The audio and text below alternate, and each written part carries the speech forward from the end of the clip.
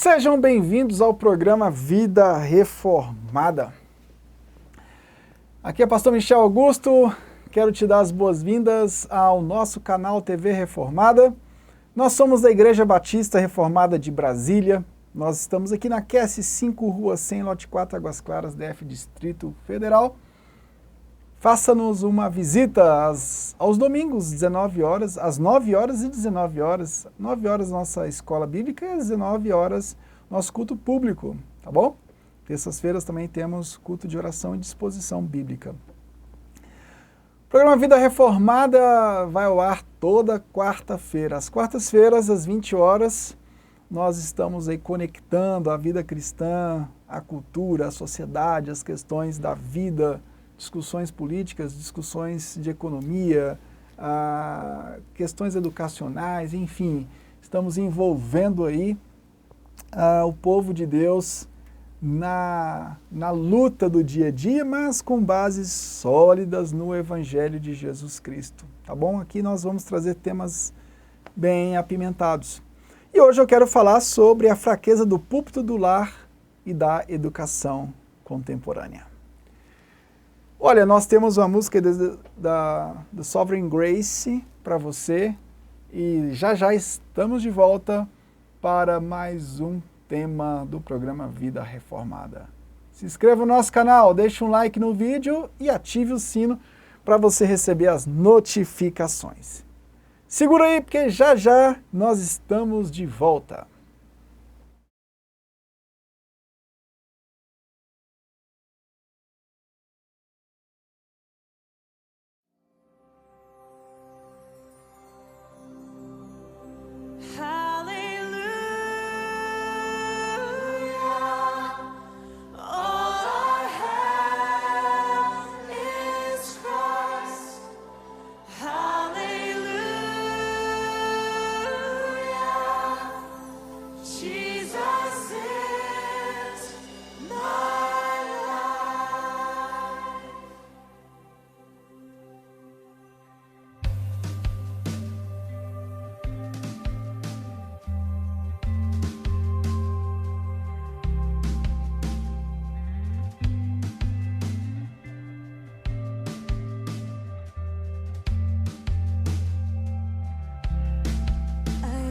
Was lost in darkest night, yet thought I knew the way, the sin that promised joy and light had led me to the grave. I had no hope that you would own, a rebel to your will, and if you had love me first, I would refuse.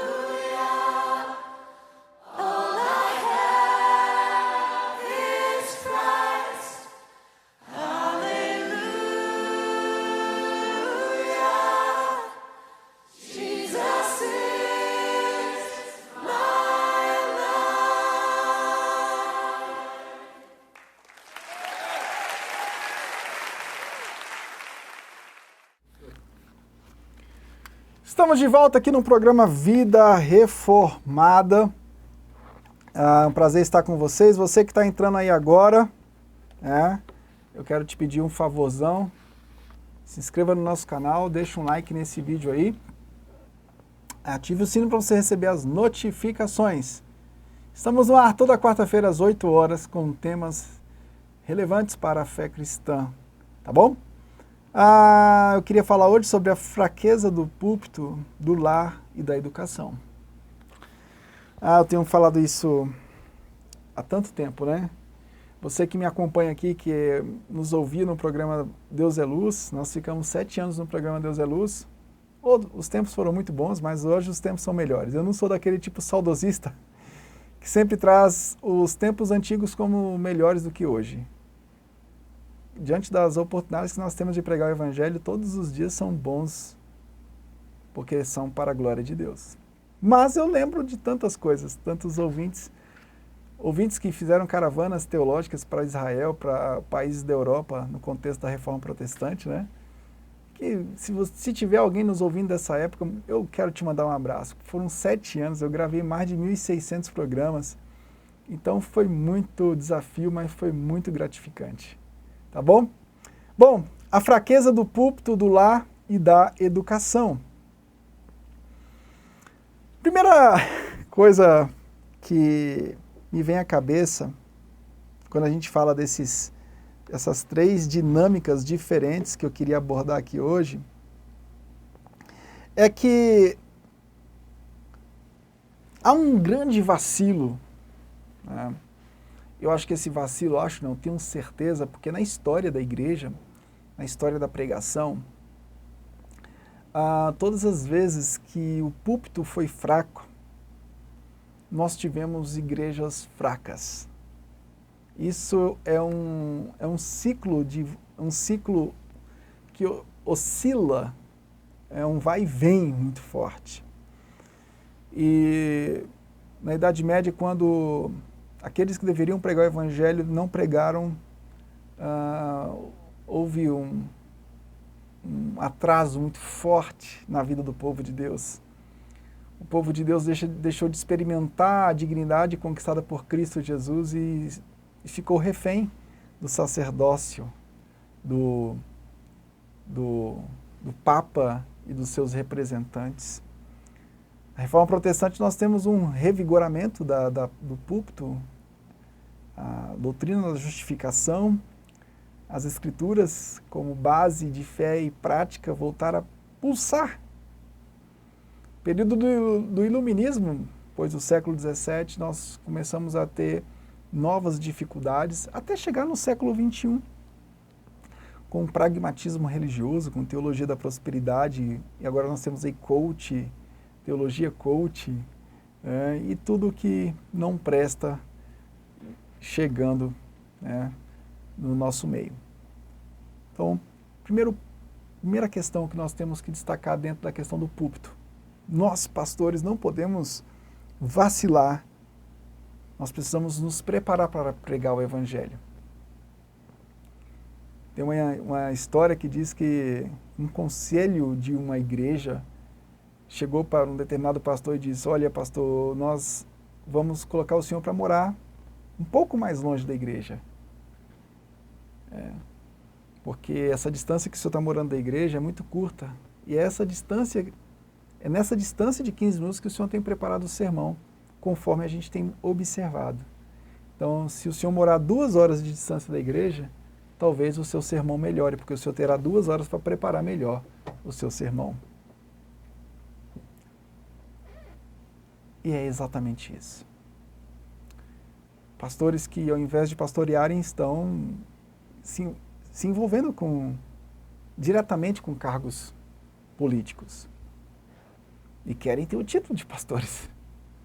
Eles podem até ter o título, mas eu não os considero assim. Estudam muito pouco para desenvolver aquilo que eles deveriam desenvolver. Se dedicam muito pouco ao estudo da palavra, preparam muito pouco o seu próprio sermão.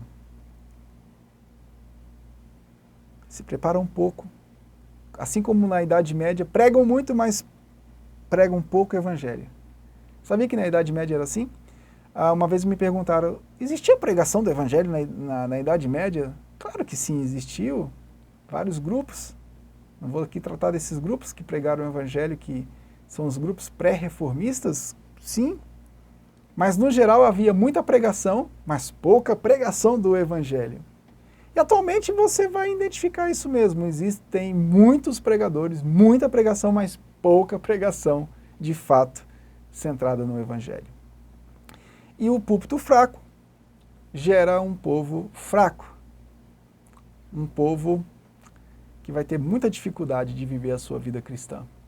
Vão dar muito murro em ponta de faca.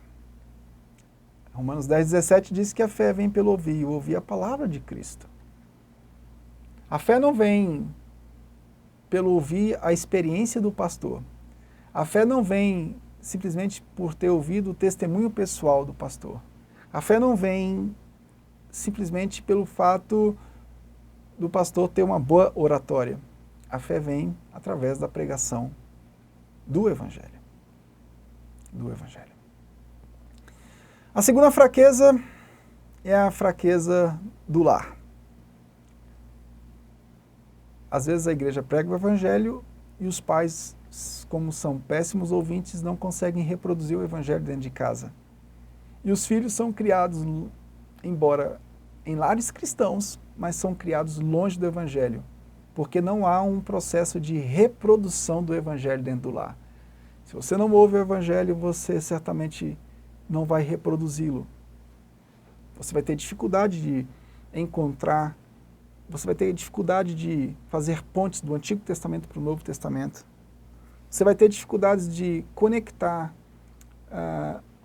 os textos à centralidade de Cristo Jesus. Você vai ter dificuldade de conectar a história da redenção aos textos que você está ensinando para o seu filho, ou aos textos que o seu filho trouxer como dúvida, e filhos trazem muitas dúvidas.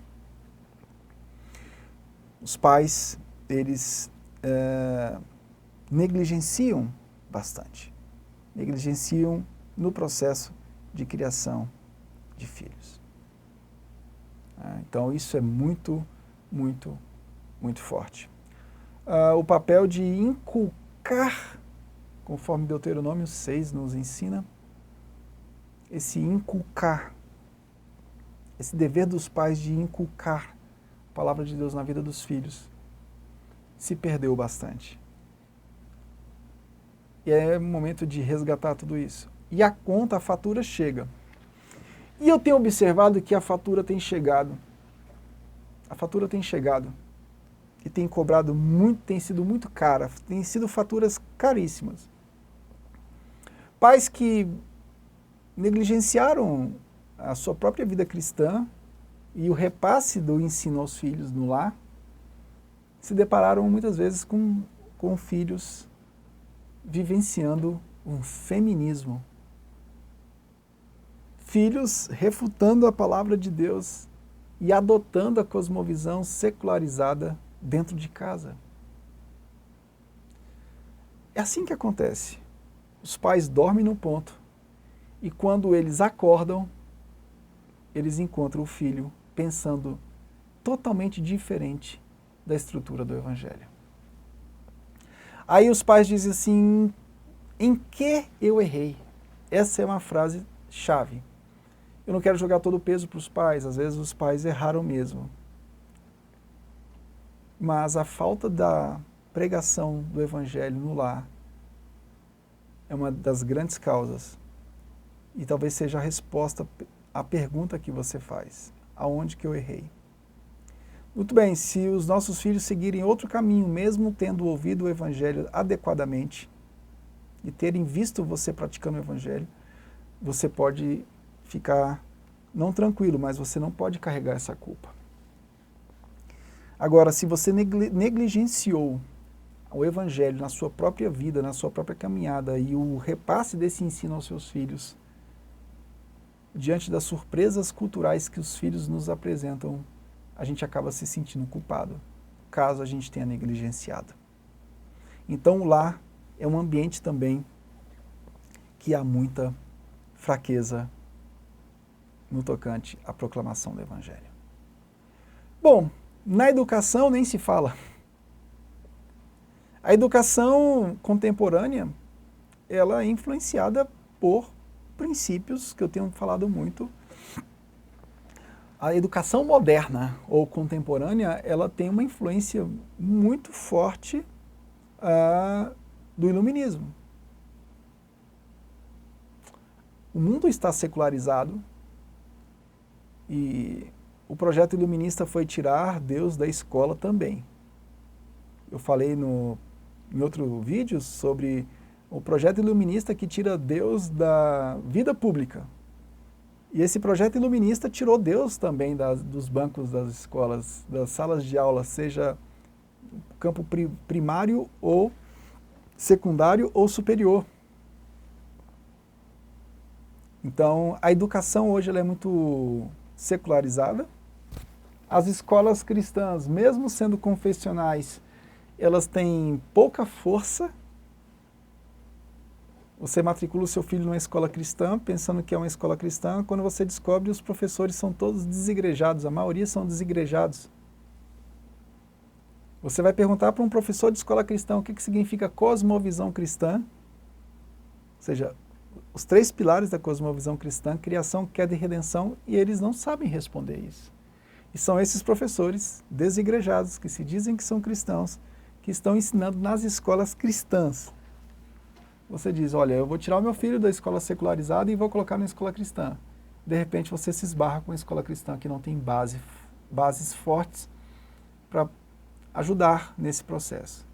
E é claro que, historicamente, os pais que deveriam educar os seus filhos. Eu tenho essa teoria também, que é uma teoria da educação clássica.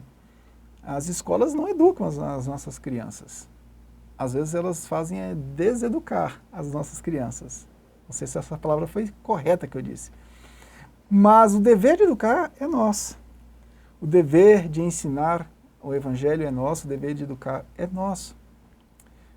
Então, nós temos desafios de púlpito, pastores fracos no púlpito, pais fracos no lar e educação que foi delegada para as escolas, algo que deveria ser feito pelos pais, mas a gente, infelizmente, não tem condições. Mas eu acho que, mesmo não tendo condições de colocar o filho para estudar num processo domiciliar, eu acho que os princípios da educação clássica podem ser e devem ser utilizados. Juntamente com a base sólida do Evangelho, uma educação que traga princípios da Idade Média, eu acho muito importante. É um absurdo uma criança não ter noção do que significa o Evangelho, do que significa a ira e a graça de Jesus, a ira de Deus e a graça de Jesus Cristo, e crianças que chegam na fase de graduação e pós-graduação e não sabem fazer uma redação.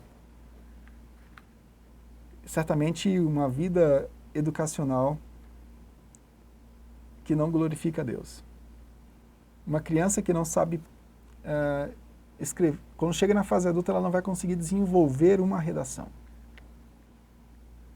Ela não foi educada gramaticalmente. Ela não consegue estudar e analisar o que está escrito. E isso é um dever até do cristão, porque o estudo bíblico ele envolve um estudo histórico, gramatical. Você faz um estudo e uma análise literária daquilo que foi escrito. E o seu filho também, e nossos filhos também precisam ter essa base, tanto em relação ao estudo da Bíblia, em relação ao estudo das outras disciplinas. Então, há uma deficiência muito grande. O estudo da dialética, por exemplo, que ajudaria os nossos filhos os capacitariam a buscar e a definir e a discorrer sobre o que é verdadeiro, o que é falso. E nos ajuda a examinar opiniões que são comumente aceitas, conforme diz o Alcuino de York. E muitas vezes os nossos filhos não conseguem discorrer bem sobre o estudo e análise do que está escrito, não conseguem examinar isso à luz das opiniões comumente aceitas e não conseguem expressar, muito menos expressar tudo isso na arte da retórica. Então, tudo isso vai culminar num processo de atraso. Ele acaba sendo atrasado no seu entendimento do Evangelho, vai para a universidade, não consegue conectar o Evangelho à vida. Além de não conectar o Evangelho à vida, ele não vai conseguir ter um grau de academicismo eficiente. Os índices escolares no Brasil são horríveis. A educação brasileira sempre fica no limbo, está muito atrasada, porque, de toda forma, a criança chega numa sala de aula cristã, às vezes na EBD da igreja, só aprende a desenhar a Arca de Noé, sendo que ela tem que ser ensinada aos elementos do Evangelho. Quando ela vai para a escola secular, ela só aprende as questões lúdicas. Ela não fica de frente com os desafios. Ela não é levada para a arte de memorização. Quando ela enfrenta a faculdade, quando ela enfrenta uma pós-graduação, um mestrado, ela se perde porque ela não está acostumada a enfrentar os problemas maiores da vida. Então são tantas as dificuldades. E nós como pais, nós como pastores, pais, como membros das igrejas, precisamos ser despertados em relação a tudo isso. Nós precisamos vencer o projeto de Kant, que é o projeto de destronar Deus da vida, e precisamos também acelerar nas nossas casas, casas que glorificam a Deus através de tudo o que fazem na vida, inclusive na questão da educação. Crianças que não conseguem identificar, articular dentro de um conceito aquilo que faz parte daquele conceito, a gramática daquele conceito, aquilo que explica, aquilo que analisa o que está conceituado em suas dimensões literárias. Elas não conseguem conectar, examinar opiniões comuns dentro desse processo gramatical. Não vai conseguir expressar isso diante do público. Vão ter dificuldade de articular com clareza, com objetividade. E, acima de tudo, crianças que não conseguem explicar o que significa o Evangelho. Porque os pais foram ensinados que essas questões doutrinárias não são importantes.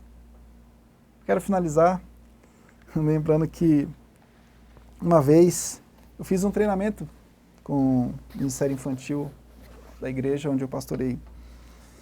Eu fiz uma dinâmica com eles. Eu disse para eles, olha, pesquisem, façam uma pesquisa com os parentes de vocês, com os amigos de vocês, para que eles respondam o que significa a palavra evangelho. Mas não só o conceito, mas aquilo que envolve o conceito, as questões gramaticais do que envolve o evangelho, as questões literárias que envolvem o evangelho, conforme Romanos 1, 16, 17. E na outra semana eles voltaram horrorizados.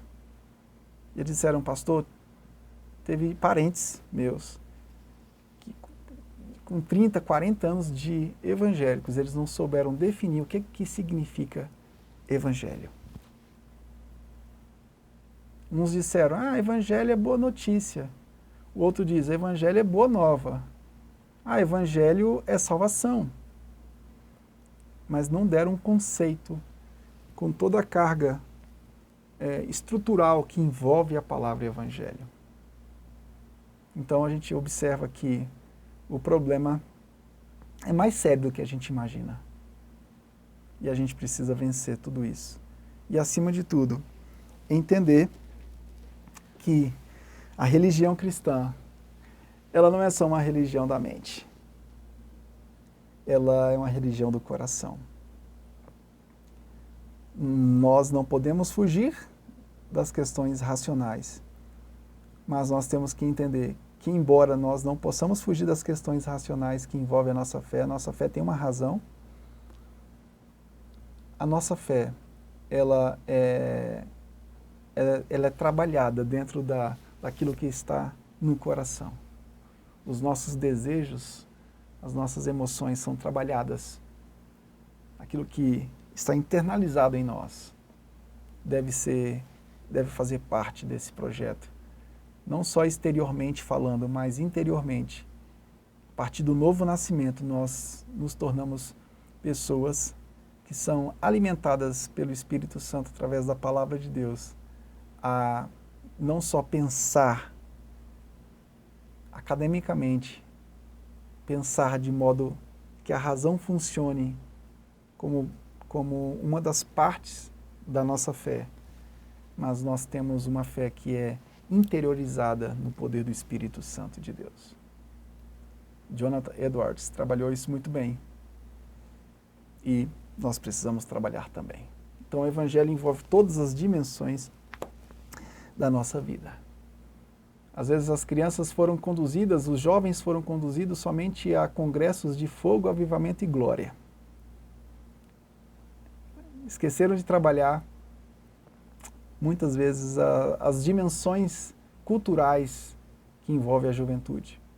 Por outro lado, nós precisamos também do poder do Espírito Santo, como uma das partes da doutrina da Trindade, para fomentar, para vivificar essa verdade em nós. Então, é um projeto completo para as nossas vidas, o viver cristão. Nós não podemos ter uma mente voltada só para um ambiente. Nós precisamos ter uma visão mais multifacetada para poder enxergar tudo aquilo que nos envolve nessa realidade cristã. Gente, é isso. Espero ter ajudado vocês a entender esse processo da vida cristã e do processo cultural. Aguardo vocês no próximo programa Vida Reformada, às 20 horas da próxima quarta-feira. Se inscreva no nosso canal, deixe um like, ative o sino para você receber as notificações. Um abraço, fique com Deus. Tchau, tchau.